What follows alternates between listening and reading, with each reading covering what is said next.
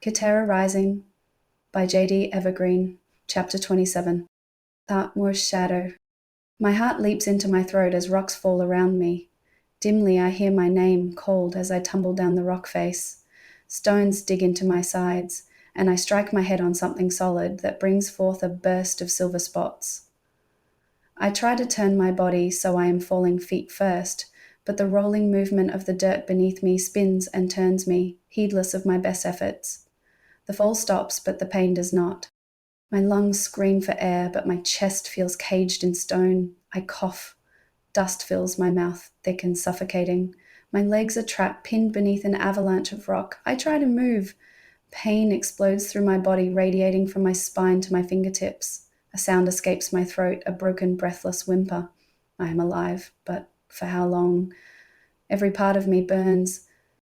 One breath at a time, I return air into my screaming lungs. I can't find the energy to move, and everywhere, dusk clouds my vision like a thick, impenetrable fog. I try to lift my head from the jagged piles of rocks that attempt to pillow it, but my eyelids droop and darkness fills my vision. I jerk up and lick my dry lips. The dust has settled and everything has taken on a deathly silence. How long have I been asleep for? I try to pull myself up, but pain flares through my legs. I look down to find I am buried to the waist in dirt and rocks. I grip my teeth and wipe at the dried blood on my head as fire flares through my trapped legs. I force out a slow breath. I suppose I should be grateful for the pain. No pain would be a more terrifying indicator. With shaking, disobedient hands, I slowly, painfully begin pulling rocks and dirt away from me. Exhaustion is a funny thing, the way it eats at your willpower.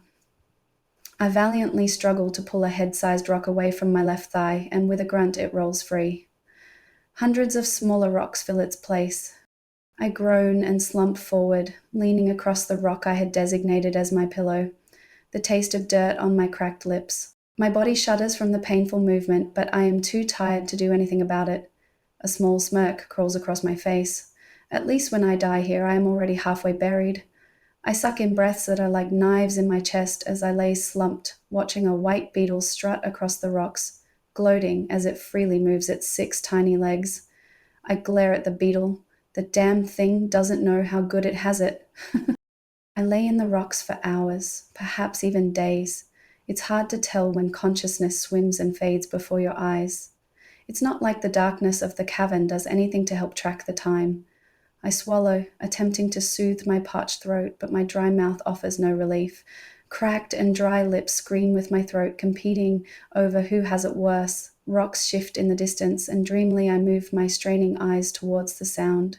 My vision swims with the movement, and my stomach violently complains. Maybe, if I am lucky, it will be some animal coming to eat me. That has to be quicker than dying trapped in rocks like this. A man with vibrant red hair comes into focus. He is searching through the boulders, rolling things here and there. He stoops to pick up a dirty and mangled fern leaf. The red-headed man inspects the mottled foliage and shoves it into a basket he has on his back. Hope spikes within me, and I watch as he approaches. Surely he must see me. The man wanders around, oblivious to the urgency of my situation. Something catches his attention, and he moves away, slowly heading out of sight. Fear builds in my stomach. He hasn't seen me. I try to find the ability to call out, but speech has fled with the moisture of my mouth. Painfully, I draw the small dagger I had taken from Melissa out of my chest binding. Blood coats the edge of the blade, and I grimace. I grip the little metal knife and force my arm towards the nearest rock. The blade falls from my grip and clatters noisily against the stone, ringing throughout the area. The man stops, turns, and searches the stones.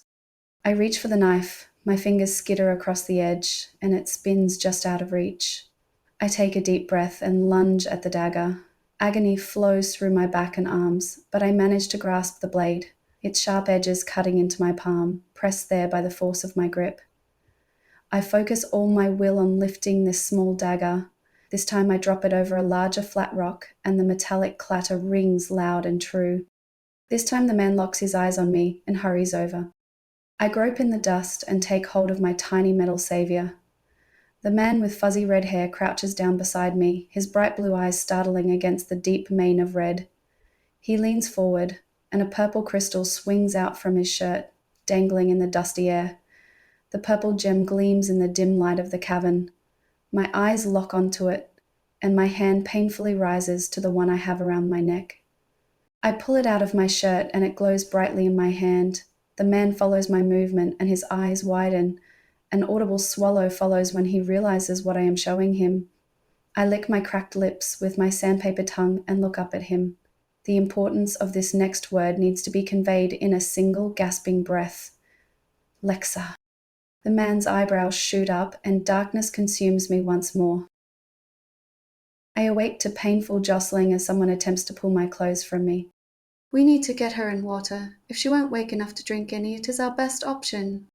A wet cloth is wiped over my exposed arms and legs, and goosebumps erupt over my skin as the cool air settles on it.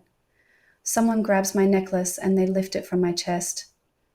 Agony flows through me, and I muster a pitiful groan. No. A strong male voice calls out.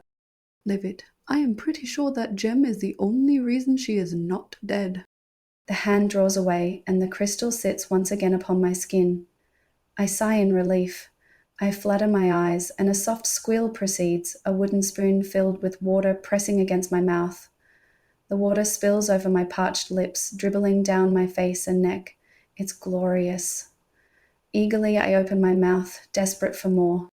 Slowly, my dear girl, says a kindly older voice. Too much too soon will make you ill. I drag my eyes away from the spoon and rest them on an older woman with graying hair, her brilliant red overalls dulling the rest of the colors in the room. Thank you, I say as I struggle to stay focused on the woman in front of me. Who are you? I croak. The woman returns with a third spoonful of water for me. Carissa is the name my mother gave me. A man pops into my vision, his red hair standing around his head like a halo. So, what were you doing playing in the rocks like you were?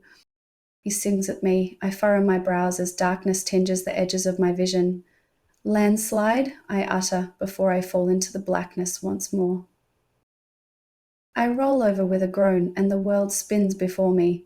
I fight back a dry retch and pull myself from the soft sheets. I lean over the bed, resting my elbows on my knees as I rub my face. I take in long, slow breaths, and the nausea settles into a disgruntled simmer in my belly.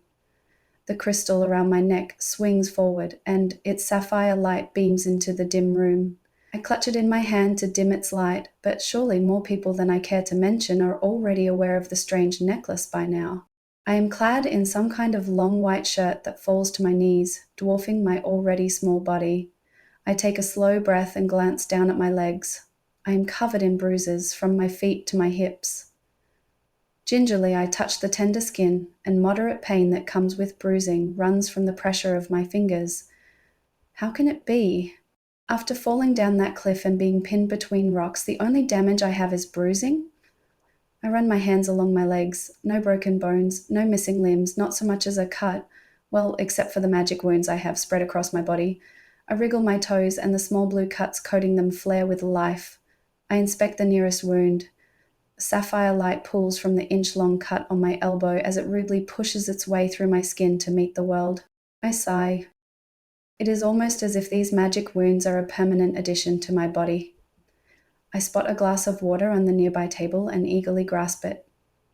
My first instinct is to guzzle, but the woman's words remind me to drink slowly. The water helps to ease the pounding in my head, and far too soon the glass is empty.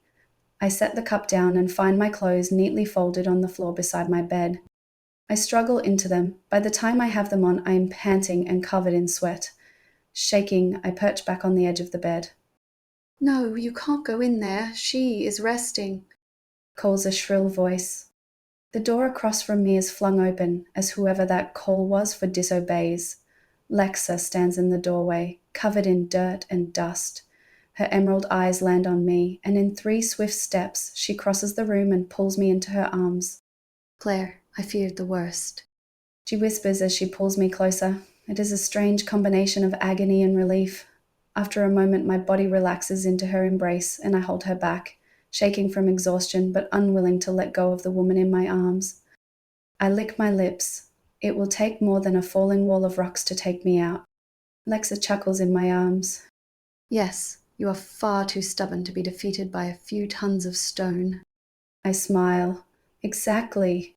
Carissa sweeps into the room, looking harassed as my small, dirty group of companions peeps in through the doorway. Claire, Squeals Tash, not bothering to let me and Lexa separate before she adds herself to the hug. we have been looking for you for 3 days. Lucas comes in and joins in on the group hug.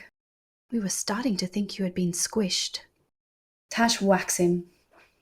I peek over their shoulders to find Melissa, standing pale and unsteady on her feet beside Nathaniel. They both smile at me.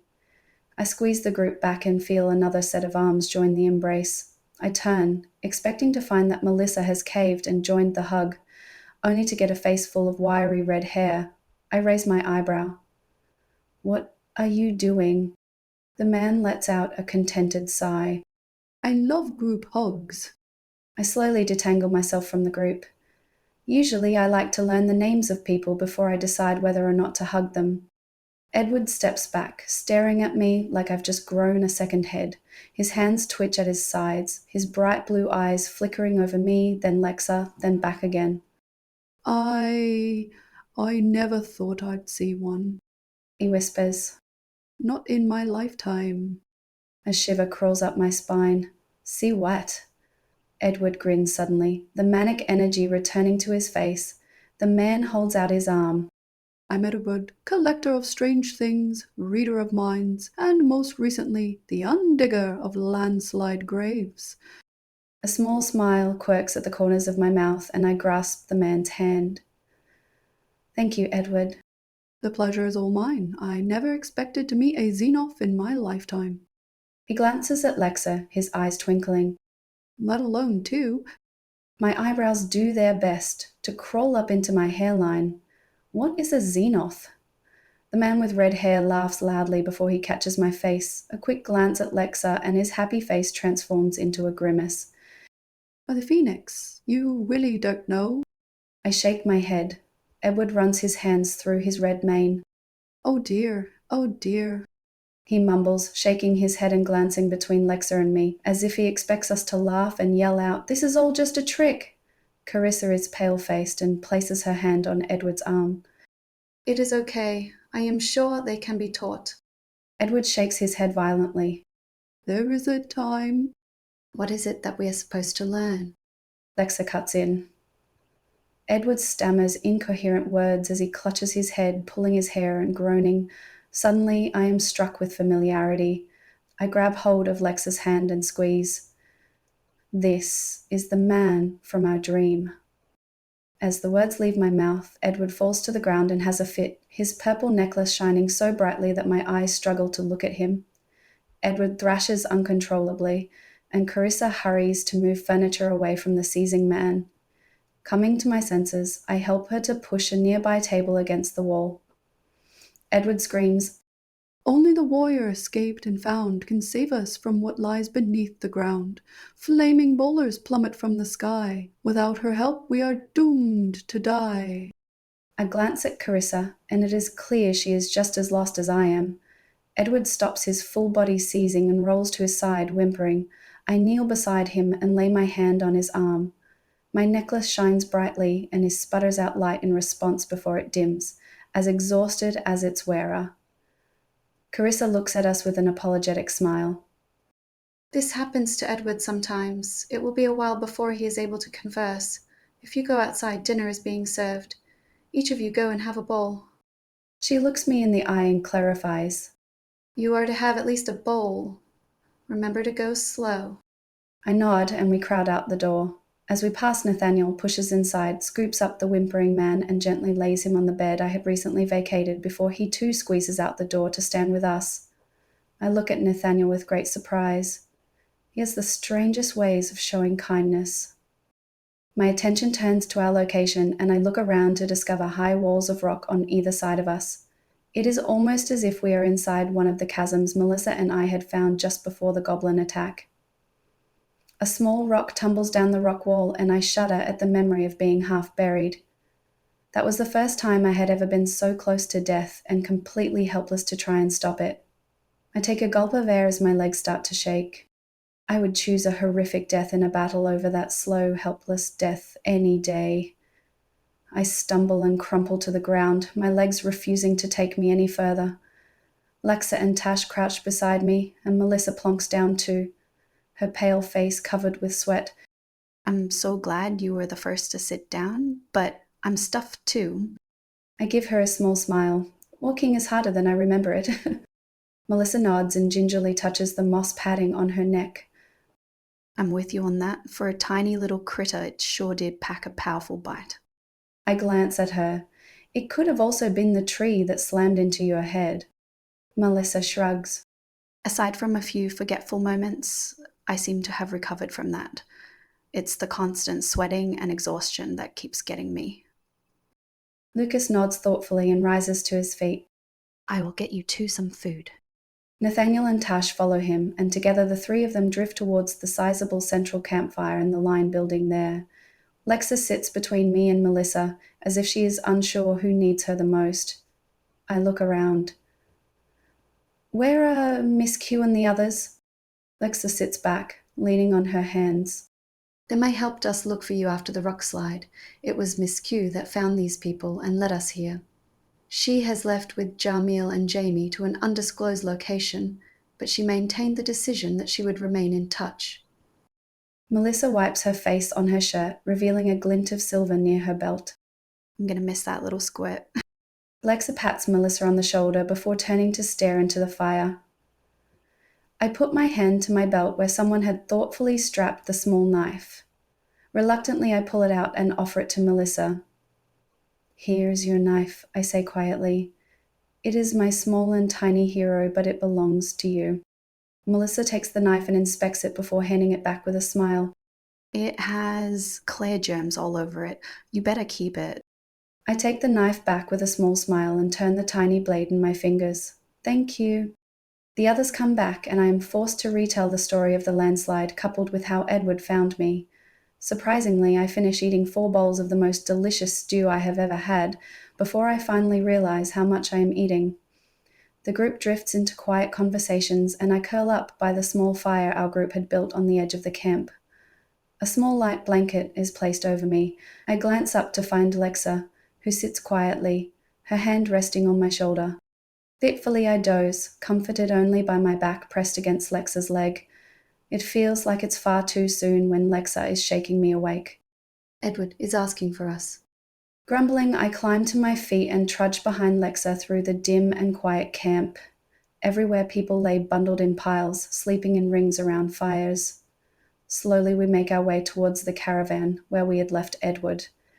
I pause at the steps and look up at a young woman with light blonde hair, her green dress swinging softly with her movements. Edward has asked to see you. She says, Please be mindful he is weak and upsetting conversations can trigger further seizures. Lexa nods. We would not deliberately try to harm Edward. Thank you for your warnings. We shall be careful going forward. The woman eyes us for a moment, then steps aside, apparently happy with Lexa's response.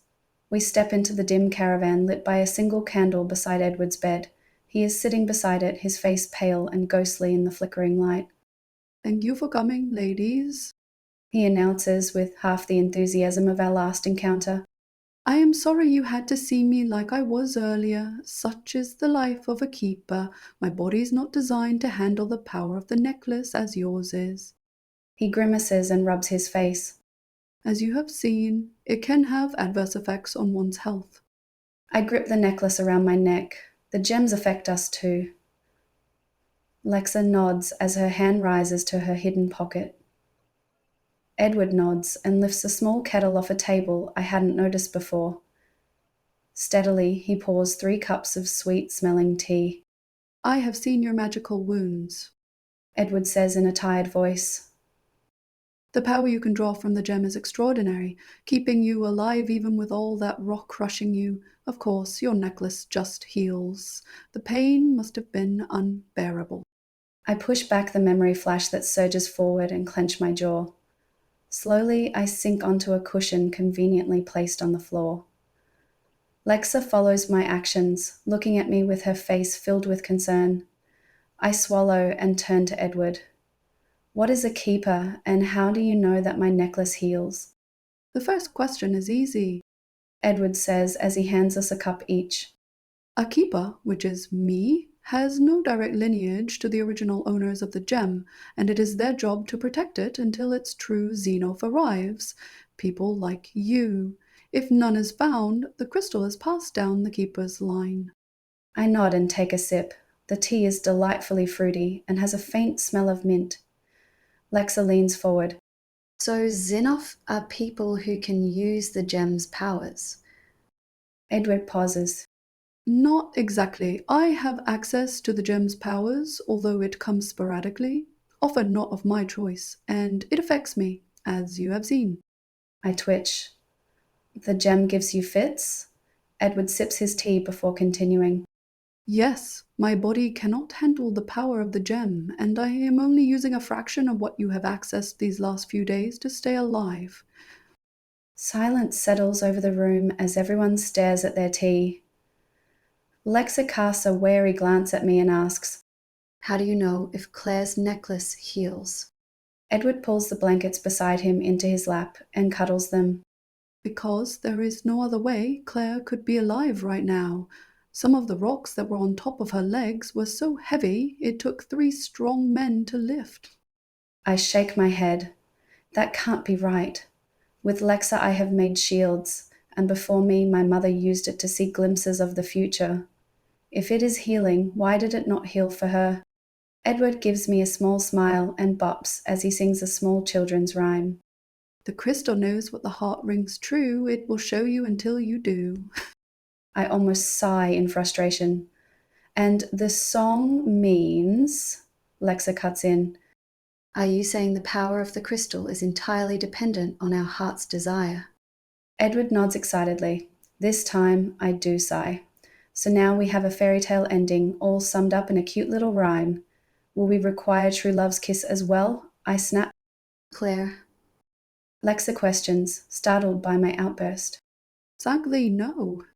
Edward answers, completely oblivious to my bitter explosion. It just means everyone has a deep desire to do something. I suspect after living a life where you were forced to kill people, all you want to do is give life, not take it. I shoot him a look and he holds up his hands. Carissa mentioned the brand on your thigh. I have seen the wanted posters, and I could have ratted you out already if I wanted to. I might as well get it branded to my forehead with how well I am managing to keep my identity a secret, I mutter. Lexa squeezes my hand. Perhaps it is time to get some rest? I nod and rise to my feet. Edward casts me a sad look before turning to Lexa. Look after Claire. She was not in a good way when we found her. I sigh and leave the caravan, unable to hear any more.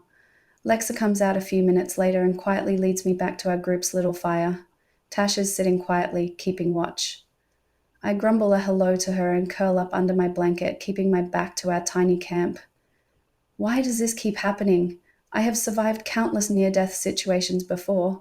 Why must this one surge up within me every time someone even vaguely mentions it? I clench my fists and curl tighter in a ball. Surely I have not become so weak as to cower every time something like this happens. Lexa sits quietly beside me, keeping carefully separate, and she doesn't reach for the blanket we share, even though the night is cold. Tash fidgets for a few moments before declaring, I am going for a walk. See if I can snag any more of that stew. Lexa shifts beside me. Of course. I will keep watch while you are gone. Soft footsteps move away from us, and I try my best to keep the prickle of tears from emerging. Soundlessly, Lexa places her hand on my shoulder. I stiffen, then slowly raise my hand to link my fingers with hers. The contact helps, and I let out a long, slow breath, releasing with it some of the tension that has been building in my body since I was told of my mother's fate. We sit quietly like this for a long time, and at some point I fall into a deep sleep. Something jolts me awake and I listen quietly to the darkness. Nothing. Slowly I roll over and face the dying embers of our small campfire. All of my companions sleep clustered around the fading heat. Lucas snores from the large rock, usually occupied by whoever's turn it is to watch. I guess boredom sent him to sleep.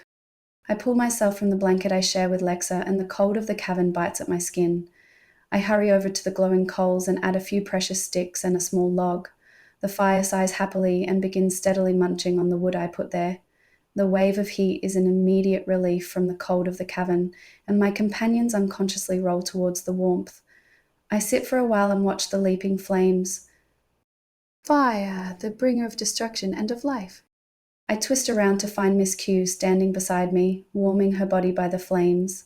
I shrug off the fright and turn back to the orange light. Such a burden for one small fire. Miss Q settles beside me. The greatest fires can be started by the smallest of embers. Great fires bring death, I snap bitterly. Miss Q nods. When a fire rages through the cavern, it does bring death to all in its path, the old, twisted trees and plants that refuse to yield. Those same old plants smother the seedlings and stop them from taking root. She pauses to stir the fire with a stick. But fire clears a path. It removes those old twisted plants and allows the younger plants to take root, to grow strong, and to create a paradise for all on the dust and ash of the mistakes that others laid before them. I put my head in my hands and abandon our metaphorical use of fire. I can see why Lexa was chosen from this path. I pull my face from my hands and look at the sleeping woman. She is strong, smart, resilient, a leader, kind, and... The word beautiful dies on my lips, and an awkward silence settles over us. Lexa is a formidable woman. The Quelton agrees. An appropriate choice. I glance at the Quelton as she leaves those words to hang in the air. I stare back at the fire. Why me? The Quelton puts her fairy paws over her heart. Because sometimes all the world needs is for someone to be brave enough to walk through the dark and come back with the sun. She puts her furry arm around my shoulder and pulls me in for a hug. I press my face against her shoulder and take the comfort she is offering me. I believe you can come back with the sun, Claire. We need you just as much as we need Lexa. I startle awake, my blanket held tightly in my fists. I look around, expecting to find the Quelton, but all signs of her are gone. The fire around me is deserted except for Lexa, who sits quietly mending a dark blue shirt. I watch her for a time, her hands moving swiftly with the thread, an action she must have repeated 1,000 times before. She reaches for a small stone spindle covered in delicate blue thread, but as she brushes it with her fingertips, it rolls away. Clumsily, I crawl over to it and hand it to Lexa. I am sorry about last night, I say quietly. I was an ass to you and Edward. Lexa gives me a tight smile. You have had to endure a lot these past few weeks. I should have realized before last night the burden was growing too great for you to bear. I look down at my dirty fingernails and begin to pick the soil out from under them. You think I'm weak, I state. Lexa sets aside her mending and takes my hand. It is quite the opposite, she says gently. I think you have been too strong for too long. Even the mightiest of us must rest some time, Claire. I look up at her with a shy smile. Tentatively, I stretch, feeling the burn in my back and legs. I lift my pants from my leg and inspect them, finding the patches of blue-purple bruising has faded to an ugly yellow-green. I look down at my necklace, still glowing steadily against my skin. It must be working overtime because my stomach growls loudly with hunger, and I feel exhausted regardless of all the sleep I have had. Edward comes bouncing up to us and dramatically warms his behind by the fire. How are you lovely ladies today? I clear my throat. Better, thank you. Edward, about last night. Oh, pish posh. He cuts in, waving his hands at me. You are an inspiration to us all. It takes true skill to piss Dogmore off like you have managed to do every day since you escaped his clutches. I chuckle. Some people may view proximity to me as a health hazard, with the way he has sent men and magical machines after me. Edward shrugs. Some people view housing poisonous animals as a health hazard, but that hasn't stopped me. I gape at him and open my mouth to ask what he means when he spirals off on a new tangent. So, my ladies, my lovely Xenos, have you brought the true owner for my necklace in your little band of merry men and women? I glance over at our group. Nathaniel sits with his arms crossed, glaring at all the people around him, and everyone goes to great lengths to give him plenty of space. Lucas tinkers with the wooden box Lexa found in the giant stone carving, ignoring everything and everyone else. Melissa, pale and shaky, sits beside them and looks like she may throw up at any moment. Tash paces back and forth, looking at the small group, obviously stressed over everyone's behavior and apparent indifference to those around them. I look back at Edward. Merry band is not how I would phrase it. Edward glances over at them with a smile. What a lovely adventure you must all be on. My eyebrows furrow. Lovely? Edward marches over to the fire and picks up a long, twisted stick. If I had to guess, I would say it was once a root, probably something that came down in the landslide. My hands ball into fists, and I bury them in my lap. Edward grips the branch with both his hands and uses the enormous stick to stir up the fire. Satisfied with the flames, he turns and returns to warming his backside by the leaping flames, looking at us expectantly. I glance at Lexa, who has paused her steady mending to consider the man, her face perfectly neutral. Is she as worried about his mental stability as I am? We did not realize we had to find the Xineophs as well as the necklaces. We were running under the assumption that the people who possessed the necklaces were the ones who could use them. Lexa fills in. I turn to Edward. That's how it worked for Lexa and me. We both had the necklaces and we could use them. Edward runs a single hand through his wiry red beard. That does put us in a bit of a pickle then. I nod silently. I glance around at the people crowded around the small area in this rock cavern. Weren't you going to Arras to perform? Edward nods. We were able to pay off the guards that were escorting us shortly after the first earthquake, and we have been hiding from Darkmoor ever since. We wanted to be ready. Ready for what? I ask. Edward puffs up his chest and places his hands on his hips. For Katera's Rising. The fire crackles. A gust of wind stirs the dust. The cavern feels smaller somehow. A chill runs down my spine. What does that mean? Edward's grin fades just slightly. Then, my dear Claire, is the question of the century.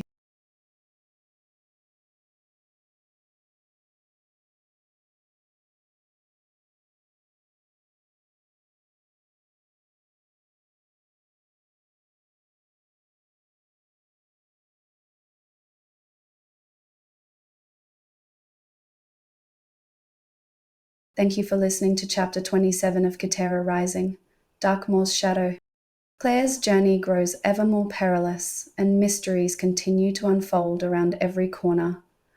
The revelations from Edward have added urgency to their mission, but will Claire and Lexa uncover the true meaning of Katera's Rising before it's too late? Don't forget to like and subscribe if you're enjoying the audiobook experience. Your support helps the story continue to reach new ears and hearts. Make sure you're subscribed and ready for the final chapter. Let me know your thoughts in the comments, and if you've enjoyed the journey so far, don't forget to like the video. It really helps. I'll see you in the next one.